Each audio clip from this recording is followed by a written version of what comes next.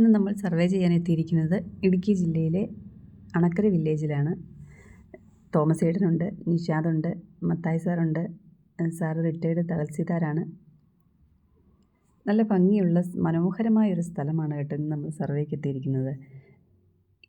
ഈ സ്ഥലത്തൂടെ നടക്കുമ്പോൾ നമ്മുടെ നാട്ടിൻപുറത്തൊക്കെ തൊണ്ടുണ്ടല്ലോ, തൊണ്ടിൽ കൂടെയൊക്കെ നടന്നു പോകുന്നൊരു പ്രതീതിയാണ് ഇങ്ങനെയുള്ള സ്ഥലങ്ങളിലൊക്കെ നടന്നു പോകുമ്പം.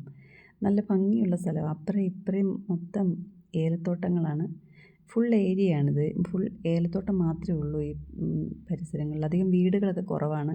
പിന്നെ ഇവരുടെ ഷെഡും കാര്യങ്ങളൊക്കെ. തോമസ് ചേട്ടനൊരു ഗതയൊക്കെ പിടിച്ചുകൊണ്ട് വരുന്ന പോലെ ആ റോവറൊക്കെ പിടിച്ചുകൊണ്ട് വരുന്ന സ്റ്റൈലായിട്ട് 2 സർവേ കല്ലും പാറമാർക്കൊക്കെ ഇട്ടിട്ടുണ്ട്. പാറമാർക്കിലാണ് ഇപ്പോൾ ഒരു പോയിൻ്റ് എടുക്കുന്നത്. കുറച്ച് ഉള്ളിലോട്ട് പോകണം. ഏലം മാത്രമേ ഉള്ളൂ. അവരുടെ ടാങ്ക്, പിന്നെ സ്പ്രിങ്ക്ലറുണ്ട്. ഏലമൊക്കെ നല്ല ഭംഗിയായിട്ടുണ്ടായി കിടക്കുന്നു.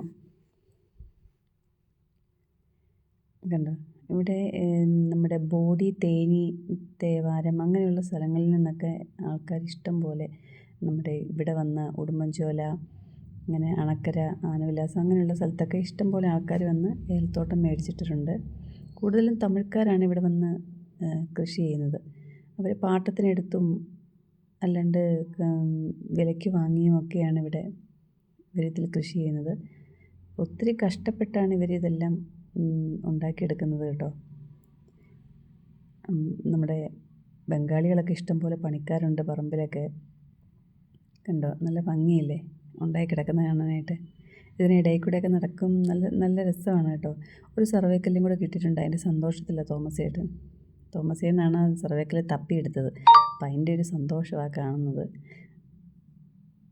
ഇങ്ങനെ അകത്തോട്ട് ചെല്ലുമ്പം അങ്ങ് ചെന്നിമ്പിട വനം പോലെയാണ് ഏലക്ക ഉണ്ടായി കിടക്കുന്നത് കണ്ടോ. അങ്ങനെ നമ്മുടെ ഈ ഫീൽഡിലേക്ക് അവസാന ഘട്ടത്തിലേക്ക് പോവുകയാണ്. തീർന്നു, ഈ വർക്ക് തീർന്നു. ഇനി ഞങ്ങൾ അടുത്ത ഫീൽഡിലേക്ക് പോകാനുള്ള തയ്യാറെടുപ്പിലാണ്. ഇത് കഴിഞ്ഞ് നേരെ ശാന്തമ്പാറയ്ക്കാണ് പോകുന്നത്. ഇന്നത്തെ വർക്ക് ഇവിടെ തീർന്നു.